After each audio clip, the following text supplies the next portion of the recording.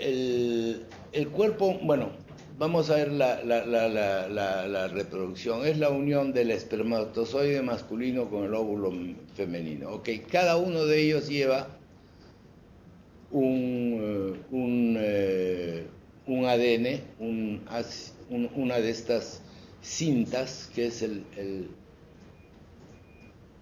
ácido desoxirribonucleico. Ahora, el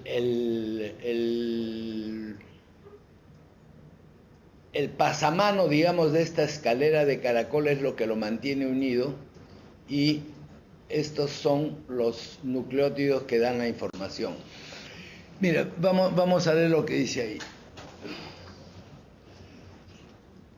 Las dos cadenas se unen con 4 tipos de bases. Estos son los 4 tipos de bases que codifican la información genética en 3.000 millones de unidades de información. Son 3.000 millones, otra cifra difícil de imaginar. El humano tiene más o menos 25.000 genes que coinciden en las características. Bueno, aquí que llevan todo el codificado, todo. Está aquí, he mencionado el color de pelo, los ojos, pero todo, la longitud del pescuezo, todo lo demás, todo está en esta codificación. La comparación que se ha hecho con esta codificación es con el código Morse, o sea que es una información lineal. Estos 3.000 millones de unidades de información van en esta cinta. Después vamos a ver cómo fue descubierta esta cinta. Van en esta cinta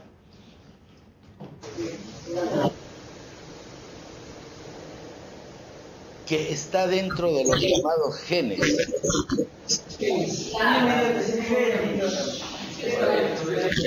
Vamos a comenzar por acá, después vamos a... Primero, que la teoría de la evolución de Darwin llegó a las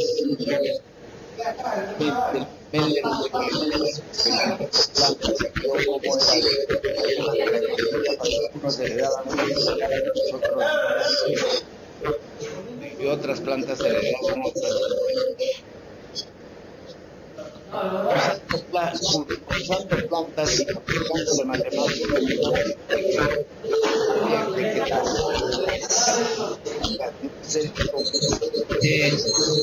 en forma discreta, o sea, una planta sería la otra blanca, la otra sería. Este trabajo de Mendel no fue realizado más de 30 años, entonces Mendel puso que las características hereditarias se descasquen factores que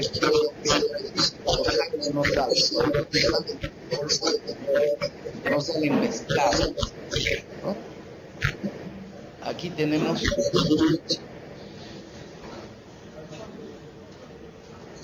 esto no se ve. Bueno, no importa, ¿ves? Ahí lo tengo. Acá las características como tamaño, color, aspecto, descendencia, plantas y animales. Se descubrió de que el material genético tenía unos cuerpos, se llama cromosomas. Cromosomas quiere decir cuerpos de colores, porque en un experimento le echaron una sustancia y adquirieron color, y por eso fueron reconocidos. Los humanos tenemos 44 cromosomas. Hay una diferencia entre hombres y mujeres, que es la X y la Y. X es el cromosoma femenino y Y el masculino, con lo cual se suman 46. O sea, tenemos 46 cromosomas, 44.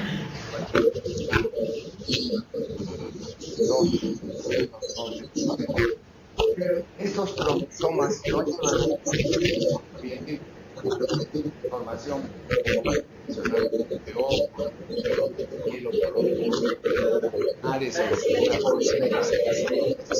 cada uno lleva las instrucciones a otros. Entonces, ahí tenemos. Hay que seguir dando, ¿no?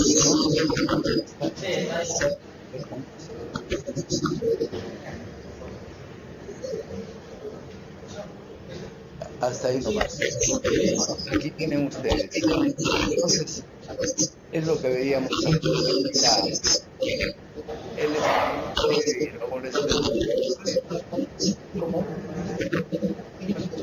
óvulo es la célula. El óvulo es uno de los huevos. ¿Sabes?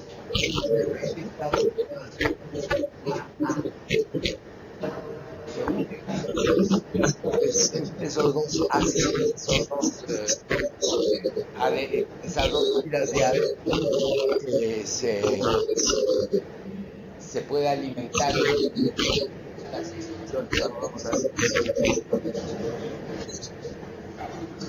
Esto es interesante porque se sabía más o menos, había una idea de que las características se heredaban en forma discreta, pero nadie lo sabía hasta que lo redescubrieron. 35 años ya se había muerto Mendel. En Holanda descubrieron el trabajo de Mendel, y el trabajo de Mendel le dio el camino a los biólogos para buscar qué era lo responsable de la herencia. En realidad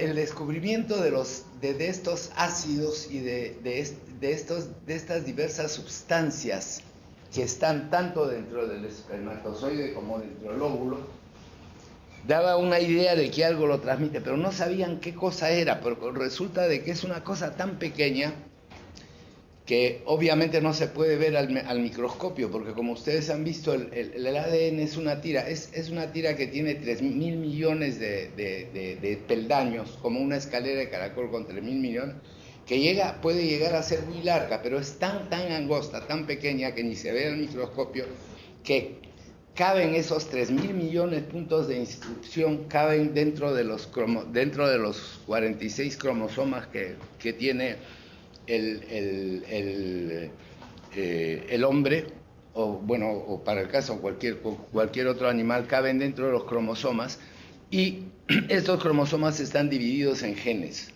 Entonces, la cantidad difiere de acuerdo a la especie, pero en realidad no va directamente con la complejidad de la especie. Por ejemplo, nosotros tenemos la misma cantidad de genes, unos 25.000 que el ratón, porque la cantidad de información es mayor en realidad es hasta mayor de la que se necesita.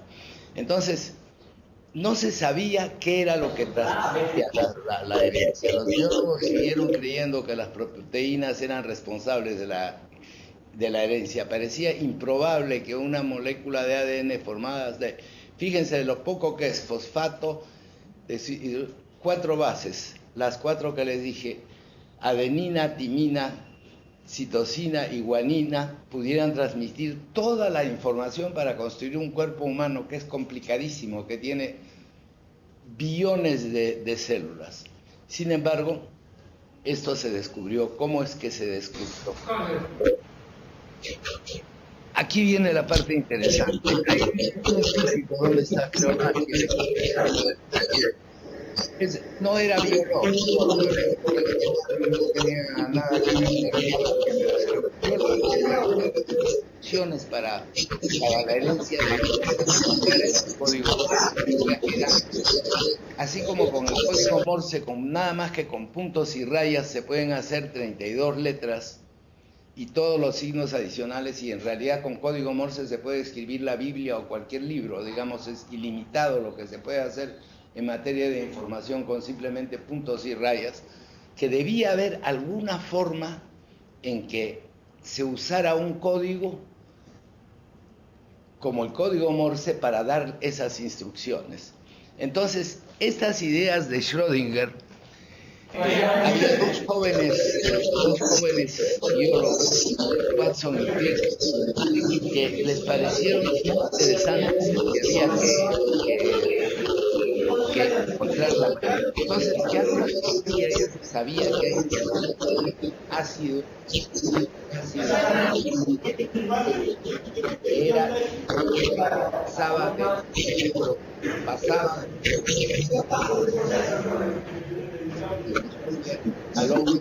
ahí estaba, ahí había algo, pero no había manera de verlo.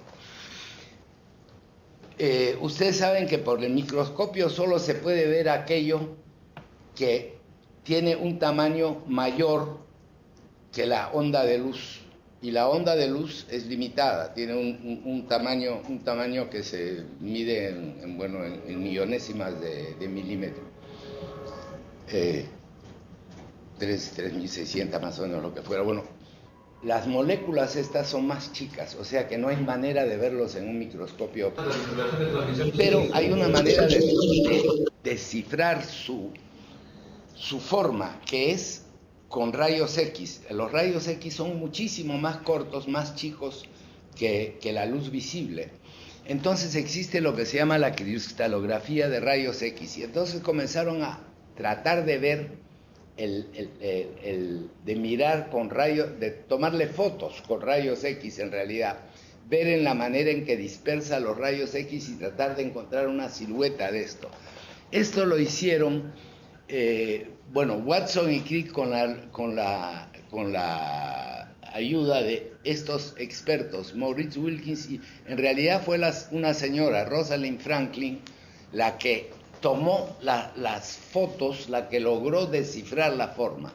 Y entonces en 1953 Watson y Crick descubrieron la estructura. Recién ellos fueron los primeros que se dieron cuenta de que el ácido ribonucleico es como una escalera de caracol en que hay un pasamano, que es la ribosa, el azúcar que le dije, y al centro hay como peldaños que los unen. Esos peldaños son las cuatro, la timina, adenina, guanina y, ¿cómo se llama?, y citosina, las cuatro letras que salieron en antes. Entonces, ¿cuál es el código Morse acá? Esas C, G, T y D, adenina, guanina, timina y citosina, son los cuatro. Esas cuatro, la manera en que se combinan, solo se combinan 2 a 2, pero hay una tercera a un lado, pero vamos a que se combinan 2 a 2, siempre la A con la T y la C con la G. Ese es el Morse, esas son las instrucciones, la manera en que van. ¿Y qué quiere decir instrucciones? Porque uno dice, bueno, ¿quién lo lee? Porque si estamos hablando de Morse, estamos hablando de alguien de que ve los puntos y rayas y sabe que representan letras. En este caso son instrucciones para fabricar aminoácidos, con los cuales se arman las proteínas. En otras palabras, una enorme cantidad de estas instrucciones produce una serie de aminoácidos que a su vez producen proteínas, y las proteínas van armando el organismo. Parece mentira, pero así es complicado, pero es cierto. Aquí está, a ver un momentito, ¿qué es lo que tenemos acá? Ya, ahora la ejecución de estas órdenes. Ya, las 4 bases transmiten la información que codifica, aquí lo tienen puesto. Bueno, eso ustedes después lo van a poder ver. Este es un cromosoma.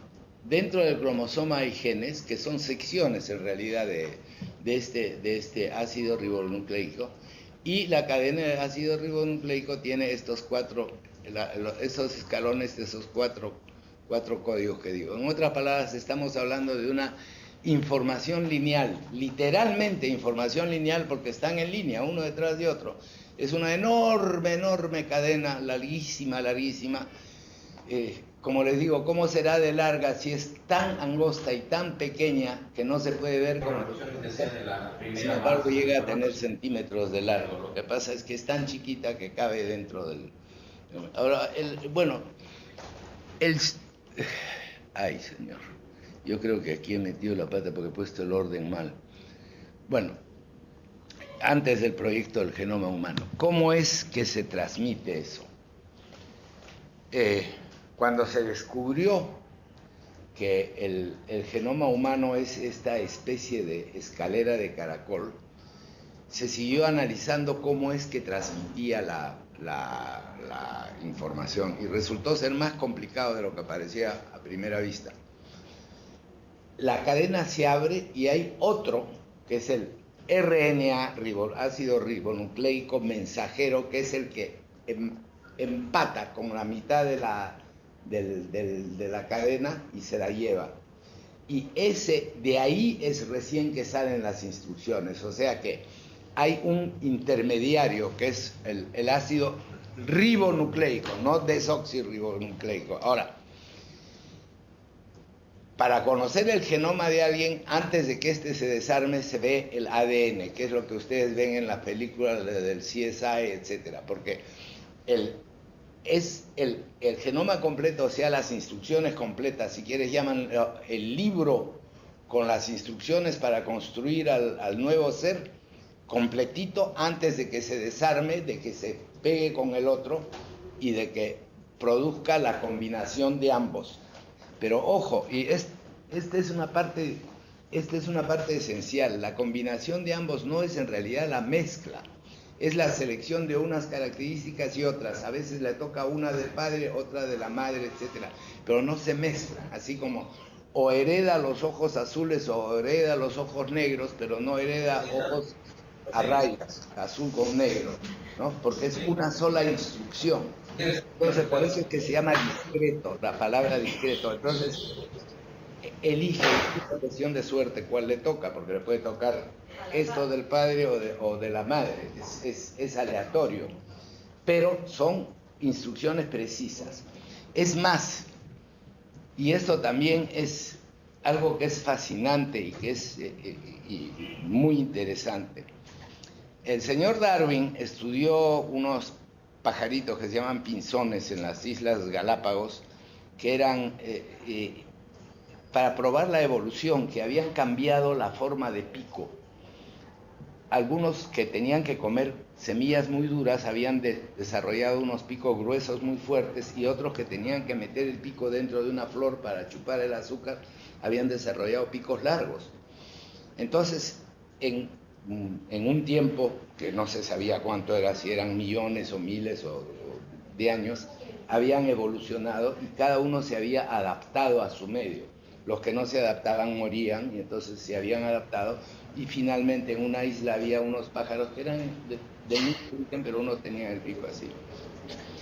Y después resultó que el gen que maneja el pico, que ordena cómo va a ser el pico, la variante de ese gen, ese mismo gen en un pescado también maneja la mandíbula, porque hicieron el experimento, vieron con peces, y vieron, en otras palabras, los genes son genes específicos, y no es que el gen haya cambiado, es el grado en el cual ha sido activado. Por ejemplo, el gen que maneja el cuello de la jirafa, no es que es un gen que dice vas a tener el cuello más largo, es el gen que gobierna el cuello del gato, del hombre, de cualquier otro vertebrado. Es el mismo gen, solo que es cómo está activado. Eso se ha descubierto recién, y es una cosa que explica mucho mejor la evolución, y explica mucho mejor cómo actúan esos procesos, porque no se trata de que de repente, por pura suerte, cambie un gen. No es que ha cambiado, se ha activado más en uno, y aquel que se ha activado más va a tener más éxito. El caso de los pajaritos estos, cuanto más fuerte y grueso el pico, mejor le va, come más, es más fuerte, se va a reproducir más, va a tener más éxito. Y el que no puede romper la semilla y no puede alimentarse, no va a tener éxito y va a desaparecer. Y entonces en esa isla donde hay semillas duras, van a quedarse los pájaros con el pico más fuerte. Lo mismo sucede con los pescados, lo mismo sucede con la jirafa. Aquella en la cual el gen está más activado y el cuello es más largo, va a llegar a hojas más altas que los otros no van a poder alcanzar. En otras palabras, va a tener más comida.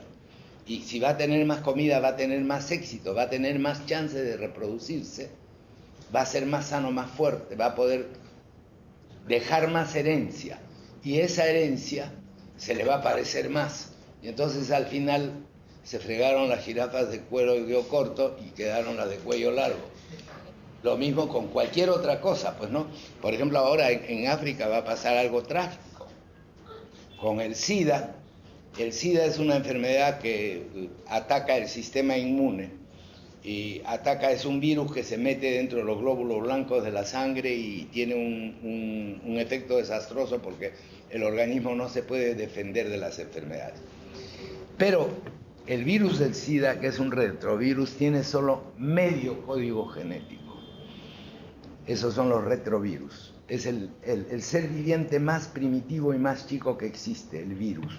Bueno, ese retrovirus se mete dentro del glóbulo blanco y monta su medio ADN en el del glóbulo blanco y ahí se reproduce, le da las instrucciones para hacer otro virus.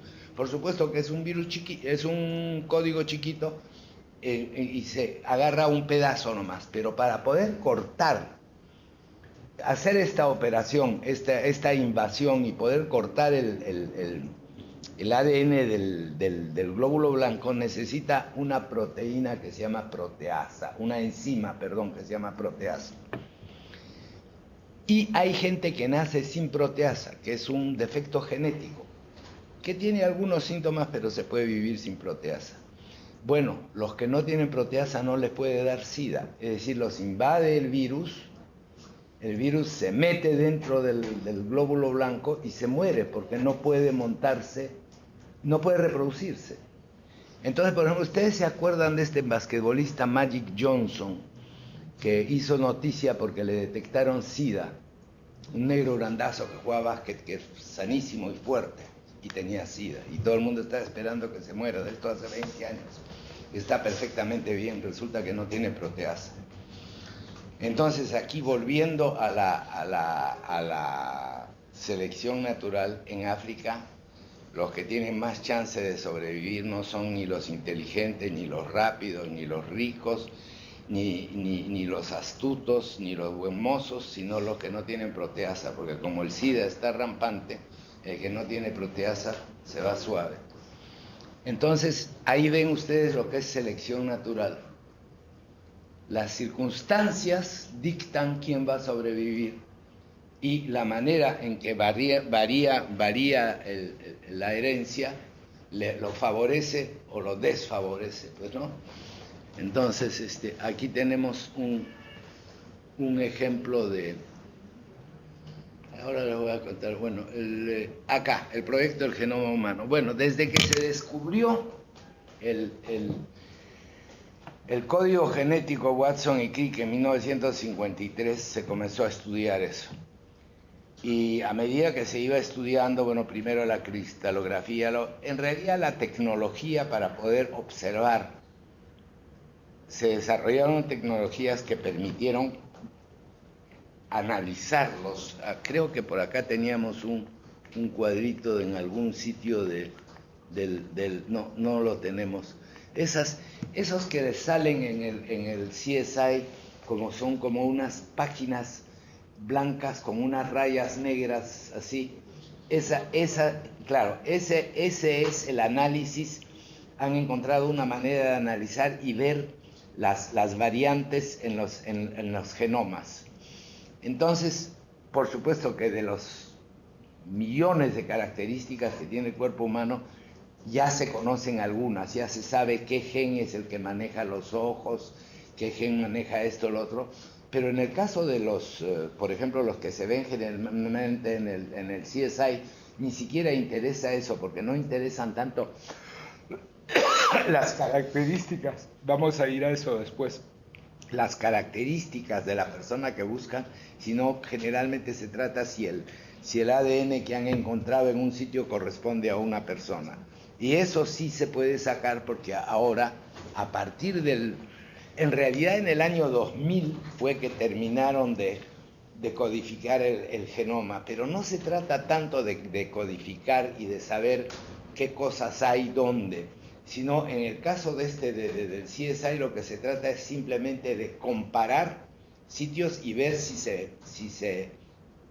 coinciden, si se parecen, porque se imaginan ustedes con 3.000 millones de de rayitas, las probabilidades de que coincida todo son prácticamente nulas. Y ciertas partes son comunes y son fáciles de comparar. Entonces ellos comparan y ven. Bueno, el caso de la hija de Toledo, que salió en todos los periódicos, simplemente hay partes de que si el padre es el padre, en el genoma de la hija se van a ver, porque las ha heredado y son iguales, y así es como lo han encontrado, y han encontrado que efectivamente este señor es el papá. Y esto pues hoy en día ya se usa muchísimo ¿cómo se llama?, en medicina forense. Ahora después vamos a ver eso. La otra, y que recién está apareciendo ahora, porque el genoma humano lo descifraron en el 2000, pero recién lo terminaron, sacaron un primer borrador, lo terminaron y ahora siguen, por supuesto, tratando de ver qué pedazo corresponde a qué instrucción. Pero lo que están ahora tratando de encontrar, y que eso sí sería para la medicina forense, ahí vamos a tener otra serie CSI, porque eso ya sobrepasa lo que sale en la televisión, es que están tratando de decodificar el ADN que encuentran en un sitio, cuáles son las características de la persona que la dejó. En otras palabras, no se trata de agarrar a un fulano, tomar su ADN y compararlo y decir, tú has sido. Acá no tienen a nadie, pero están avanzando ¿en qué? En encontrar, leer el ADN y decir, bueno, este tipo es alto. Primero, ¿es hombre o mujer? Es hombre, ok.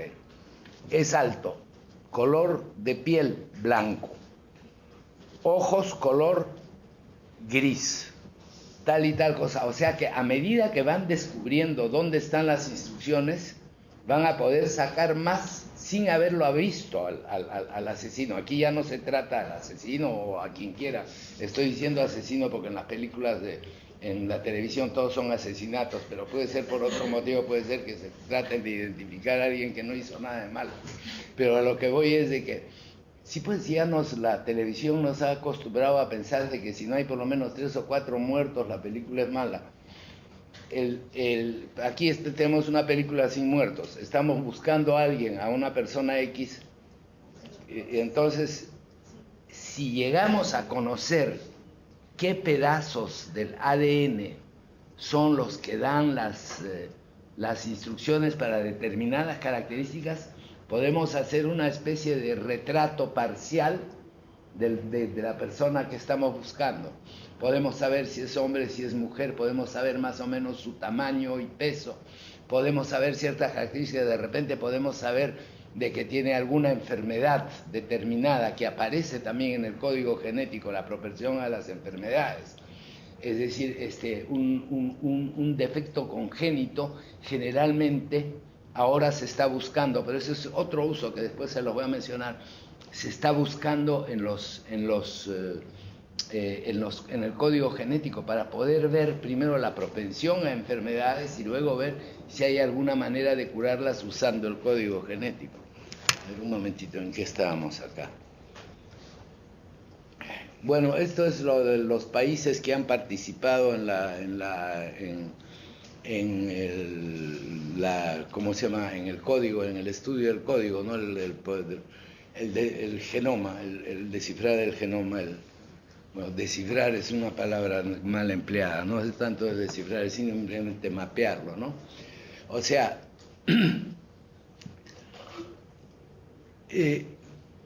ya eso creo que ya lo hemos visto. Unos 2.500 genes. Al principio se creía que tenemos 100.000 genes. En realidad el número de genes es secundario. Lo que pasa es que dentro de los genes, los 25.000 genes que tenemos nosotros, que son los mismos que tiene un ratón, están más o menos las mismas características. El ratón es chiquito, pero también tiene prácticamente los mismos órganos y las mismas funciones que tenemos nosotros. Y el código genético es el que ¿cómo se llama? El que maneja esas instrucciones, o sea que no debe llamar la atención. Por el contrario, hay algunos animales que no se sabe por qué tienen un mayor número de genes. Ahora, aparentemente dentro de este código genético hay una gran parte que se le llamaba chatarra. Ahora ya no lo llaman chatarra porque no están tan seguros, pero que no le encontraban ninguna función. O sea que eran instrucciones no activadas, partes de un gen que no eran activadas. Ahora resulta de que no se sabe, que no están seguros de qué función tienen, pero lo que sí han servido es para la paleontología, o sea, para el estudio de los animales del pasado. ¿Por qué? Porque resulta que a medida que los animales evolucionan, aunque hayan perdido ciertas características, en el genoma quedan pedazos que no activados que las gobernaban. Entonces ahora resulta que hay partes del genoma que son muy antiguos y que hoy no sirven, o al menos se cree que no sirven, porque entonces hay animales que son relativamente sencillos, más sencillos que un mamífero, por ejemplo, que sin embargo tienen más genes no activados. Ahora, no me pregunten más, yo no soy biólogo, pero el hecho es de que no hay una relación directa entre la complejidad de un organismo y la cantidad de instrucciones que lleva su genoma. Pero sí hay una relación entre su antigüedad. Entonces, ahora, ¿en qué se usa el ADN? Bueno, disputas legales, les acabo de mencionar, la hija de Toledo es un ejemplo, pero eso sucede a diario en todas partes. Todos los maridos que creen que la mujer le sacó la vuelta van y ya le sacan ¿cómo se llama? El ADN del hijo, en fin, etcétera, pueden hacer todo eso. Ya hoy en día es bien difícil que alguien se esconda y diga que no es el papá. La mamá siempre se sabe, pero el papá siempre es dudoso. Entonces, si alguien tiene dudas puede hacer mi consejo a todos es de que no lo hagan, pero en fin, en disputas legales, obviamente herencias, básicamente en herencia. En medicina la cosa tiene un campo enorme, porque ya se ha ubicado, por ejemplo, dentro del genoma la propensión a ciertas enfermedades.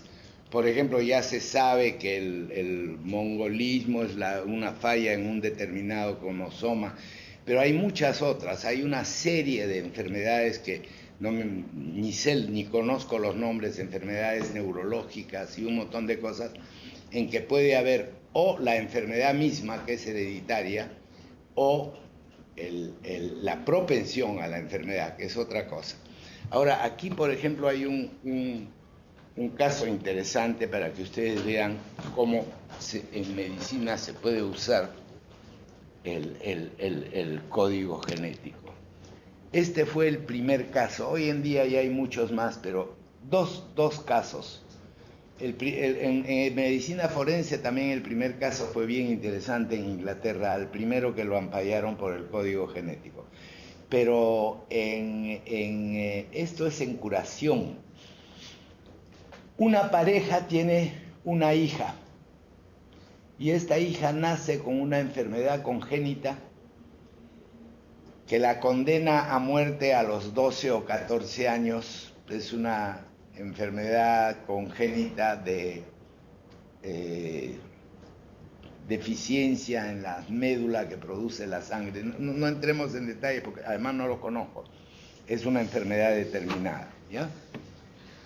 Entonces los padres dicen, esta enfermedad se puede curar, le dicen los médicos a los padres, se puede curar si es que le ponemos genes buenos a esa médula para que produzca la sangre sin el defecto, sin que cause leucemia.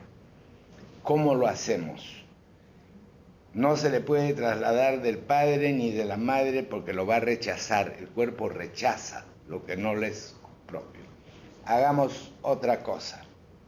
Tomemos un óvulo de la madre un espermatozoide del padre, fecundemos el óvulo y apenas comienza a fecundar, sacamos una célula, sacamos un ADN y vemos si es compatible con la hija enferma.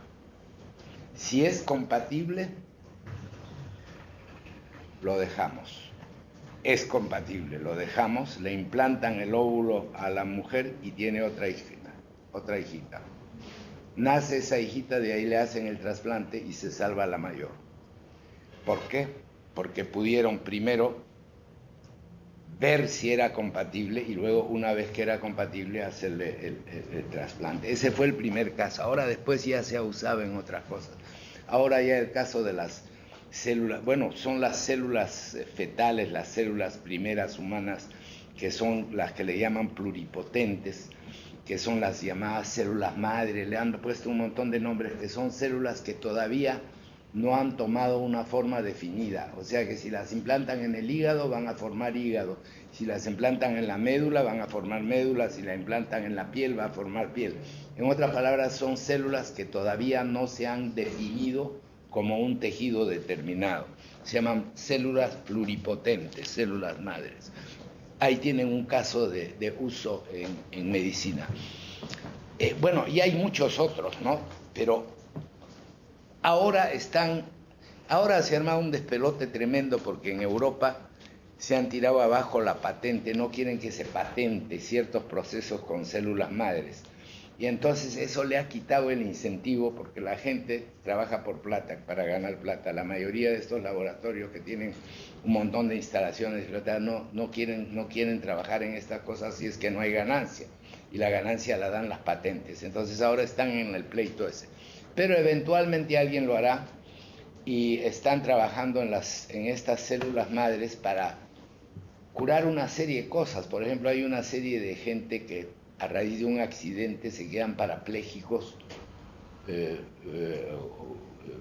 Parapléjicos son de la cintura para abajo, hemipléjicos es la mitad del cuerpo, parapléjicos se quedan porque se les ha interrumpido la columna, un nervio en la médula espinal, y parece que con el implante de células pluripotentes que sean compatibles, que el organismo no rechace, van a poder curar eso.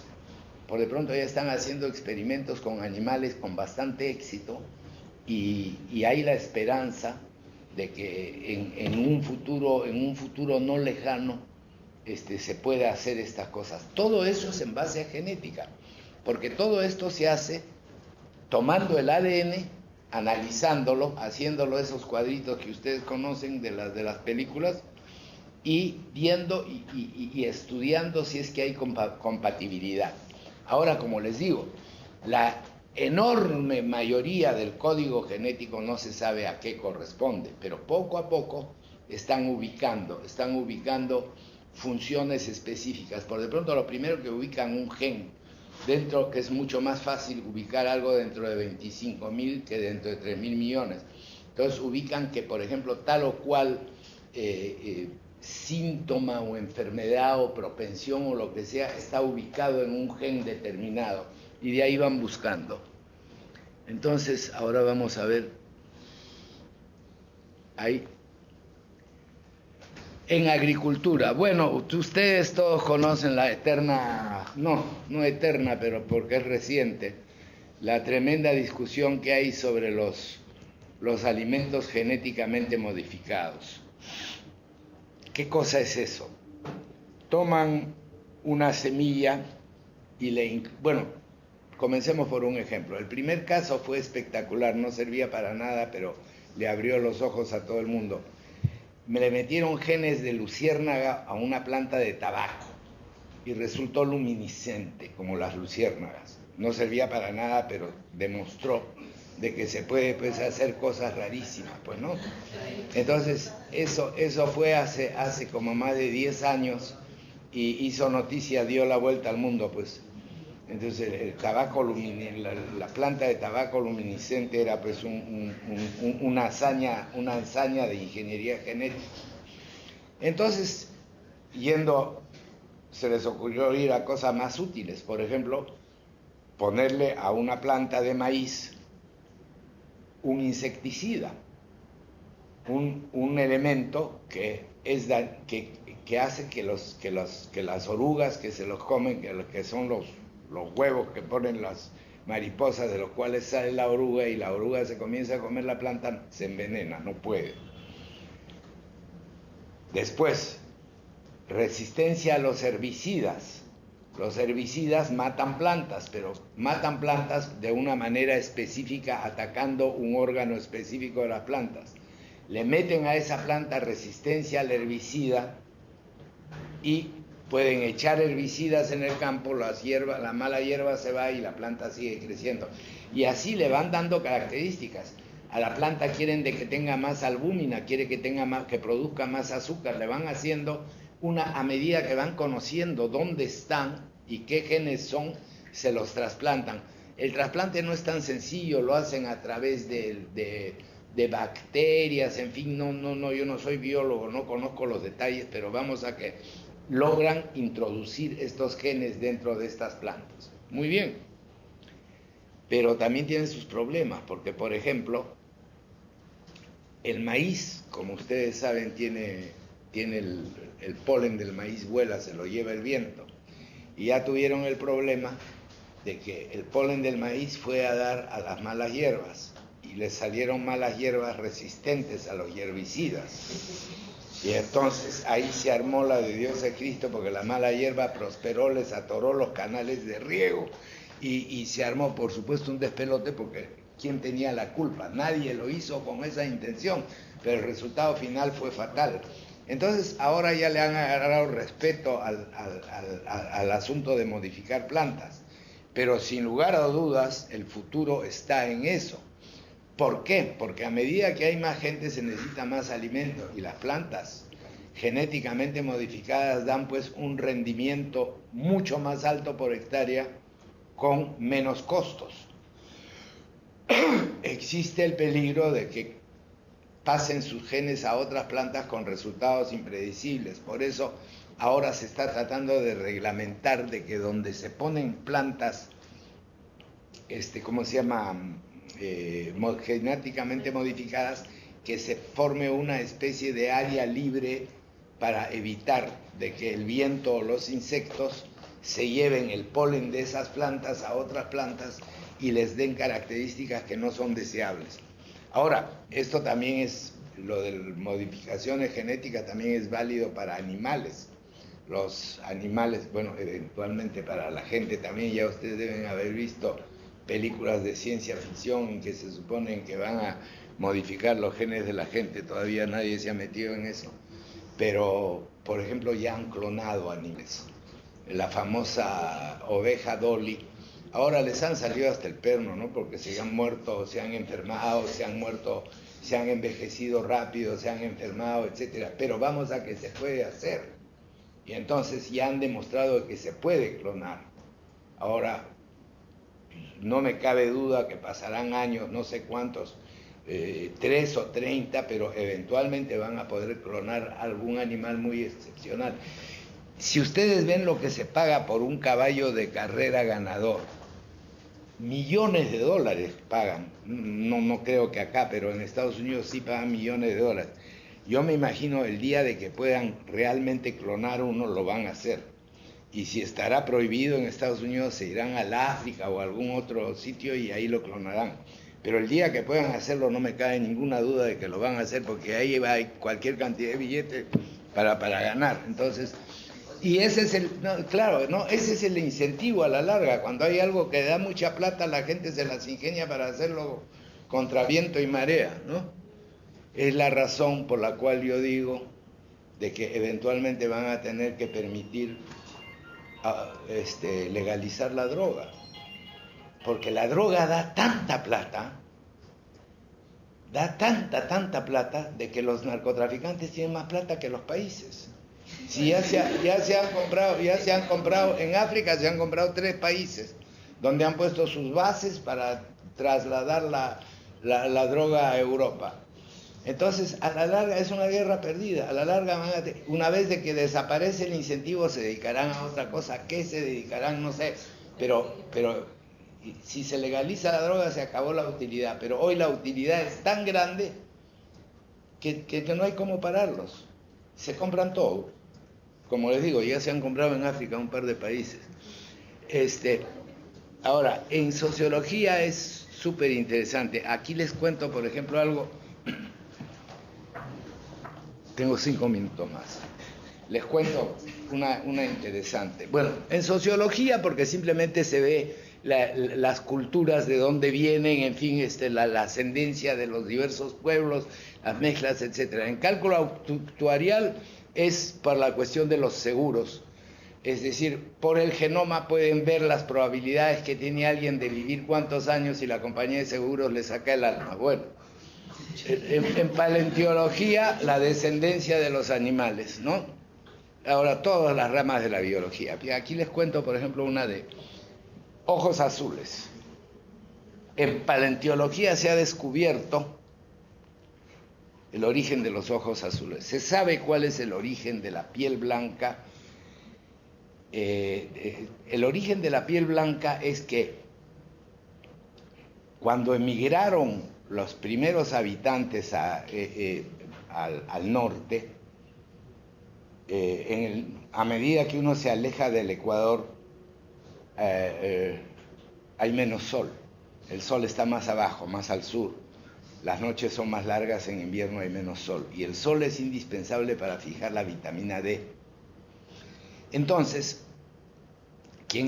a quien no se le fija la vitamina D, sufre raquitismo, bueno, una serie de deficiencias físicas, en otras palabras, tiene mala salud. Entonces, una manera de ser sano es absorber vitamina D, pero para absorberla se necesita sol, rayos ultravioletas. Entonces, obviamente en el norte, esto yo lo vi por primera vez cuando ustedes no habían nacido. Yo fui la primera vez a Suecia, me quedé así, porque vi una serie de suecas calatas tiradas en un parque. Resulta de que había salido el sol, y para los suecos cuando sale el sol, a tomar sol, la vitamina D. Entonces, blancos como la leche, terrible, ese es un color feísimo. Después van adquiriendo un poco más de color, pero parecen enfermos. ¿Por qué? Falta de sol. Entonces, ¿qué ha pasado? A medida que fueron al norte, fueron perdiendo, los que perdían el pigmento de la piel, tenían ventaja porque absorbían más vitamina D, y entonces al cabo de 10.000 años han sobrevivido los más blancos, los que han perdido el pigmento. Ahora, da la casualidad de que el pigmento de la piel va paralelo, es el mismo que tiñe los ojos, que pigmenta los ojos.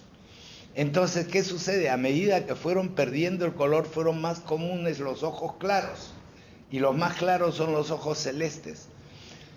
Es más, como las chances de sobrevivir eran mucho mejores para el que tuviera la piel más clara, y los ojos más claros eran señal de piel más clara, cosa que nadie sabía biología, decía, ojos claros, va a vivir más, va a ser mejor.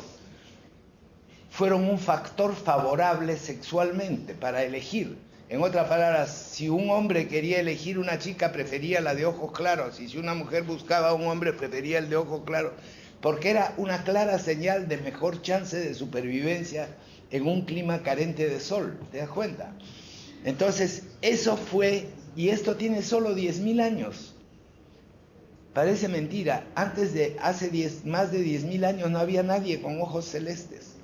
Y a medida que bajan al sur, al cabo de unas cuantas generaciones los pierden. Porque van adquiriendo ¿cómo se llama? La melanina, el pigmento de la piel se va oscureciendo. ¿Por qué? Porque es una tremenda desventaja, no me lo digan a mí, ser blanco con sol. Te da cáncer a la piel. Si yo ya no me puedo poner al sol, yo ya no puedo.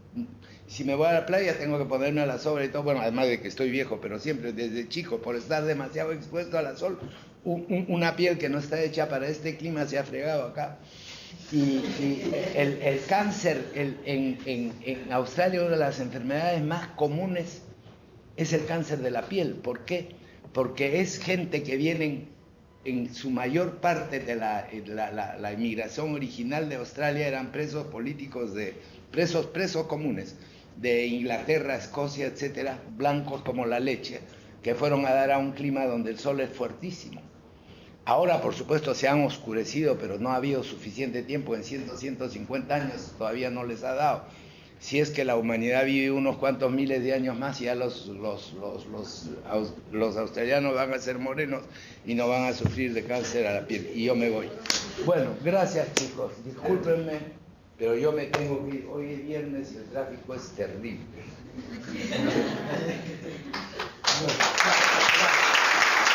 Gracias. Hasta luego. Ahí está, abajo está el taxista. Ok, Raúl, gracias.